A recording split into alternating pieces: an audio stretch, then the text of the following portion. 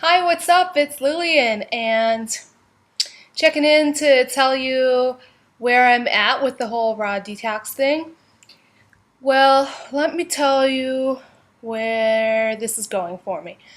Um, I'll start with what an awesome thing I did last week. I went to the Chicago Green Gratitude Dinner and Dance, and it was held by the Chicago raw food community, and I met some really awesome people there.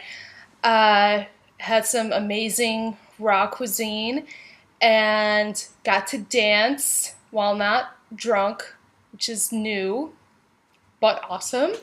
And got to meet some great people in the area who are into raw foods and natural living and all that kind of stuff.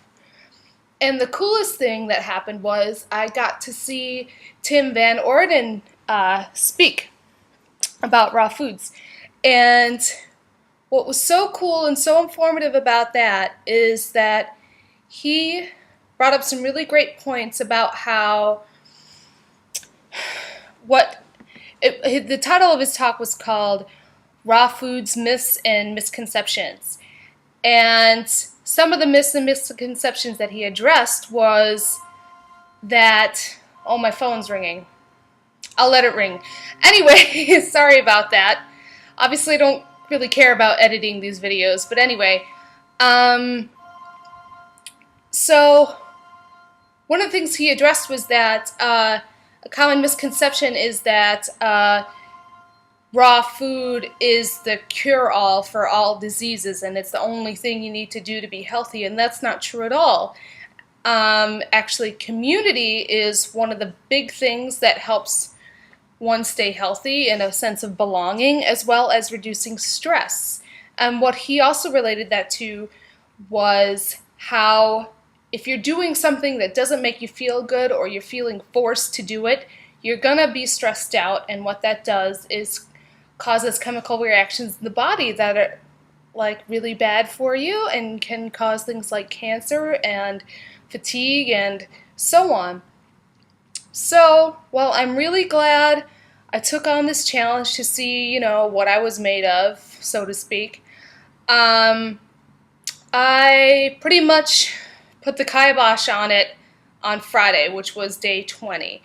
The reason being is it started getting really complicated, and after learning about, green living and things like that, I started realizing that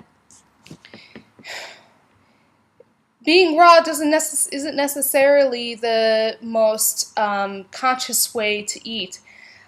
Case in point, like bananas coming from Costa Rica, and they're highly hybridized, and people eat tons of them, and they're based for all their smoothies, and superfoods that come from thousands of miles across oceans, all that is contributing to, energy being wasted and unfair labor practices and so on and so forth. So I think, me personally, I think the most conscious way for one to eat in a green manner is to do so seasonally.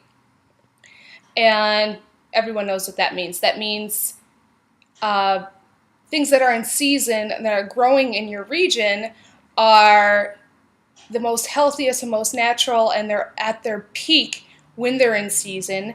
So I've shifted from 100% raw foods to probably a raw smoothie every day, but some cooked seasonal vegetables also. And one thing I'm about to be consuming in just a little bit is something really awesome, sort of like a no-brainer way to eat seasonal. I found this at Whole Foods. And this is from Harmony Valley Farm in Viroqua, Wisconsin. I've actually heard about this farm a lot because I used to work at Whole Foods, and their people would come in and stuff, and I know it's a great, wonderful family farm. It's local, it's in Wisconsin, and this is their sort of like seasonal soup mix, and it's got some turnips and some beautiful purpley orange carrots and some beets and parsnips in it, and I'm about to put it in a big pot and cook it, and with some onions and some condensed goat's milk. The recipe calls for half and half, but I'm going to use goat's milk because it's better for human consumption than cow's milk. And I'm really, really excited about that. So, I think raw foods make the most sense in the summer when all the leafy greens and all the myriad of fruits are in season. And, I think there's a lot of absorption issues when you're trying to eat these really starchy, hard root vegetables raw. I just don't think it's the best way to go about it. So, but we'll tell you what I am happy about the raw food challenge, what great benefits I've gotten from it. My skin feels amazing, and I have no more eczema on my thumb. It's just a very, very light sort of dryness, but it used to be a really scaly, pussy nightmare that I would itch constantly, and now I'm able to do the dishes without gloves and take a shower and go swimming, so that definitely helped, and I think that had something to do with the green smoothies. So I'm still going to do those. I'm going to do those with some hemp protein, and I know hemp isn't grown in the US, but the other thing that was bothering me about the whole raw foods thing was the nuts. I could not stop eating the nuts, and the nuts are so high in fat. And they're, of course, good for you, but only in moderation, of course. And I would try to eat, just fruits all morning long, then sip on a smoothie in the afternoon, and then think I was doing well, but when I got home, I was so starving that I would totally pig out on nuts. So according to the scale, I've gained 5 pounds on this raw food detox. But interestingly enough, my pants tell another story, so I'm not really sure who to believe, the scale or the pants. I think I'll believe the pants.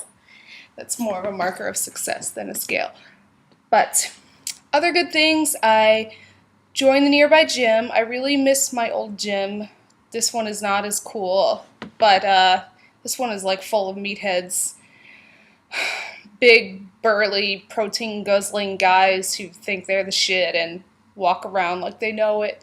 And, but I need to be doing swimming and walking, and since the weather is getting cold, by the time I'm done with work, it's dark out.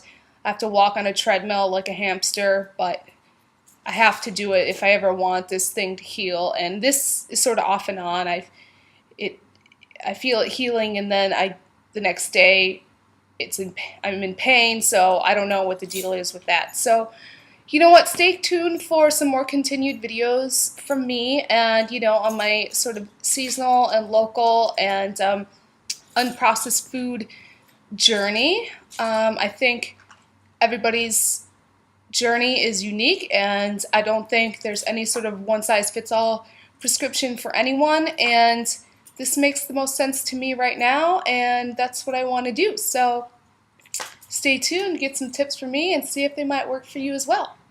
See you later.